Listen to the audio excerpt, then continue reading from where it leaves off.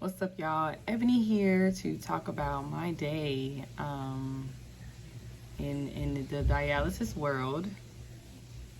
So, for those that don't know, I've been really making videos about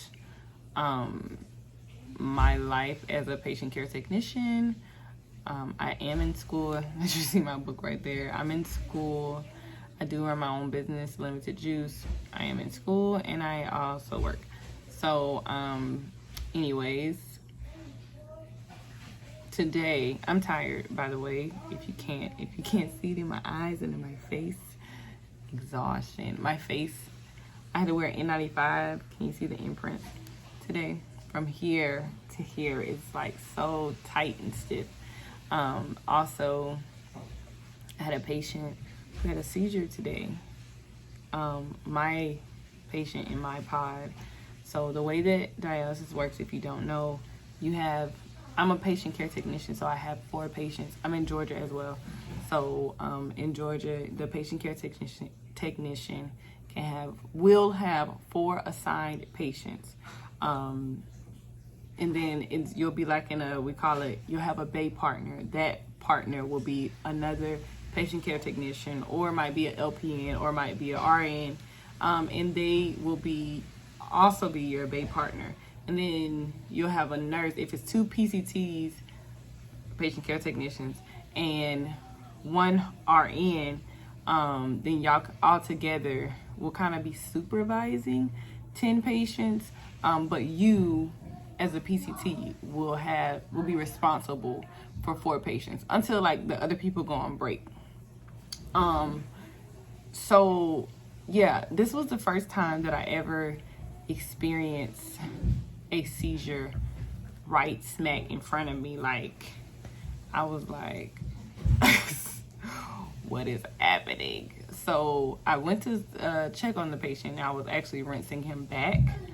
And as I'm rinsing him back, giving the saline back, or I'm about to give the saline back, I always ask the question. I always ask them this anyway, as I'm like putting in their last vitals, and getting the information together. I say, hey, are you okay? And he kind of hesitated. Now, a little bit of history with him, or with this particular patient, he usually has tremors. So I thought it was just his tremors. But his face usually his tremors is just like his upper body, not his entire body, or not his head. So I thought it was his whole, I thought it was a tremor for a second. I thought it was a tremor, and then when I kept asking, I asked him twice. The first time I said, hey, are you okay? He said, yeah. And I said, hey, are you okay? Like, and he's like, no, I don't know, and just had a seizure. And so I quickly, right after that second one, first of all, his eyes started getting really big, and the brown in his eyes, like, just, to me, seemed lighter. Excuse the background noise. Nephew's taking a shower. But anyways, his eyes got bigger and brighter, and yeah, he was definitely having a seizure, right? But that was my first time seeing it, so I didn't know exactly what was going on. And I'm not ashamed to say that. Like, I'm still new. I haven't seen it all. So, which I've seen a seizure like from a distance, but I didn't see it like up close up on me. And I've even had patients, like, literally I will be talking to them just like this, and they will just boom, blood pressure drop, they go out, you flip their chair back, make sure you got them laying back, Trendelenburg position, and quickly give them saline. But it's not a one-man job. So as soon as the second time I asked him, are you okay? And he was not really responding right in the seizure motion, then I immediately yelled nurse. So you yell nurse because any RN, specifically RN, but any nurse in the building can come and run. They should know what to do. Unless they're just like super duper duper dude. But any nurse should be able to handle it or help you at least. So I yelled nurse, and then I looked up The nurse, my bae nurse or partner nurse, whatever you want to call it, she was on break. I did not know that. So I looked up and noticed that she was gone. I was like, crap. And then, I just had a freeze moment. I could not think of the name of the other nurse. But then, so I said, nurse, looked up, nobody came. Then I said, help. Then somebody said, then my bae partner was like, you need help? I'm like, yes, help. So I was annoyed in a second. It was a lot of emotions going on in that moment. Because I'm like, I don't yell for help unless I need help. So come help. Don't ask me if I need help. I don't ask people if they need help if they say help. Or even if, I ask if they need help if their eyes are looking around, but they're not saying anything. Because, now we are mandatorily, is that a word? Mandatorily, whatever, wearing our mask, which pre-COVID, you only had to wear your mask if you opted out of the flu vaccine. So, anyways, yeah. So since we're wearing our mask, then all you see is this. And so, I will ask for help if someone's giving the eyes but not speaking. But if I need help, I will scream help. And that means that I need help, and that means that I need you to run over here and help me out, not stroll, run.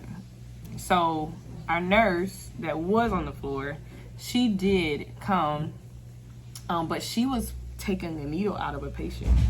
So she said she had to hurry up and tape that because everything was just happening so fast. And while he's having his seizure now, as soon as we went to lay him back and she got in front of him, it kind of happened all really fast and at the same time. His seizure stopped, and she was like rubbing him and talking to him.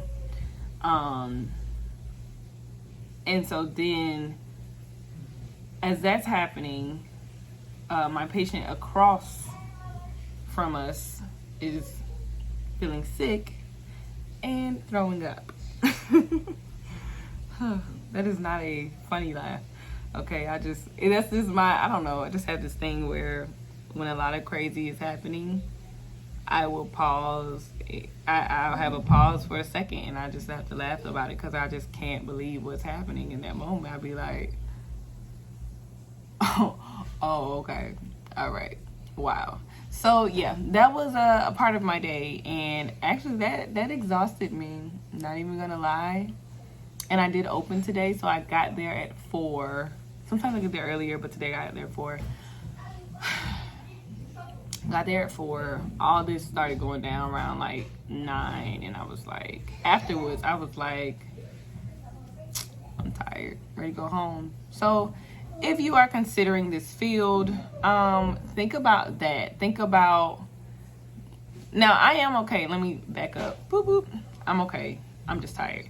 Emotionally, I'm okay. I told them, which I was scared because I felt like there wasn't a lot that I could do. Because this dialysis, no, you can't, like, it is life and death. Like, if someone has to go on dialysis, it doesn't mean that they're going to necessarily die.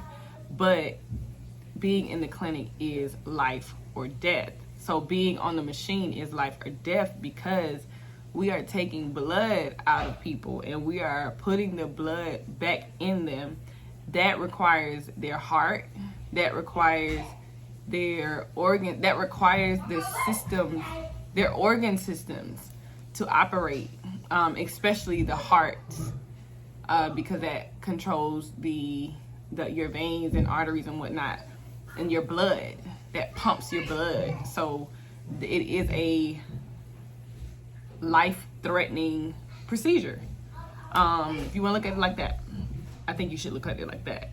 If you're considering this, or if you're in it, or if you're in training or whatnot, it is a life-threatening procedure that can make or break you or the patient, more so the patient than you. I am okay. I just was afraid in that moment. My stomach dropped straight to the ground. Because I was like, where is people? I felt like it was happening so fast to me because I'm right in front of it that I felt like no one was coming fast enough. And they were coming, but I felt like they wasn't coming fast enough. And I also felt a little helpless as far as how I can help him. I feel like wasn't able to do enough, but all you can do when they're having a seizure is make sure they're flat and laid to the point where they don't hurt themselves, or where they don't bite their tongue or hurt themselves. Like, that's all you can do. So because that's all I could do, I just did what I could do, and give them saline, of course. Saline is the answer to a lot of things when it comes to dialysis. So yeah, so I'm okay emotionally. I'm just gonna do more research, definitely, on seizures, and yeah, that way that way, blah blah blah blah blah. See, that tiredness is coming in.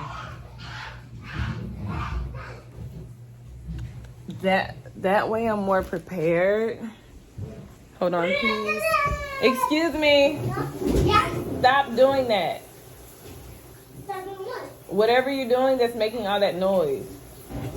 It sounds like you're plopping in there. Stop it. Okay. Sorry about that. Anyways, those who have children understand.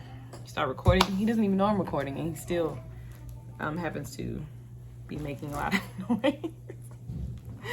Anyways, I was saying I'm okay, but take that in consideration. Take into consideration. I'm gonna get my grammar right one day.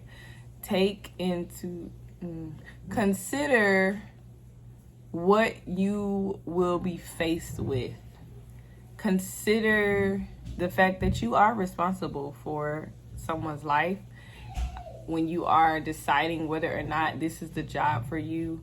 And honestly, you really might not know until that moment. When it was happening, yes, my stomach dropped to the ground, but I was like, yeah, medical life is still for me. I remember the first time sticking someone or taking their needle out, and like she started to bleed a little bit. I had gloves on, but I went to catch the blood. Why? I don't know. It was my very first time. But when I caught it, I wasn't grossed out. I wasn't nothing. Like, I was like, yep, this is for me. As far as like the medical side of things like that. So if that makes sense. So I just say that to say, consider that you might see someone have a seizure. Consider that you might even see someone cold. Consider that you're gonna see someone's blood pressure drop so low.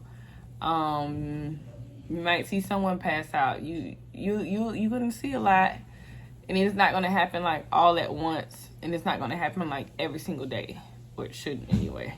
But it's gonna happen. It's open. It's possible to happen because it's just a part of what we're doing, because we are, I guess, messing with people's body. It might not be the right way to say that. We are in control of their bodily functions in that moment, if that makes sense. Like, we can give them too much fluid, or if we take off too much fluid out of their body, then that will cause them to faint and their blood pressure to drop super low, because we pulled too much fluid, and most of the fluid can come from their interstitial tissues. I think I'm saying that right. Which is another part of the organ, like another part of organs. Like, long story short, patient had a seizure. I dropped on my stomach. I decided that I am made for healthcare, and I'm okay with that. I am tired, yes.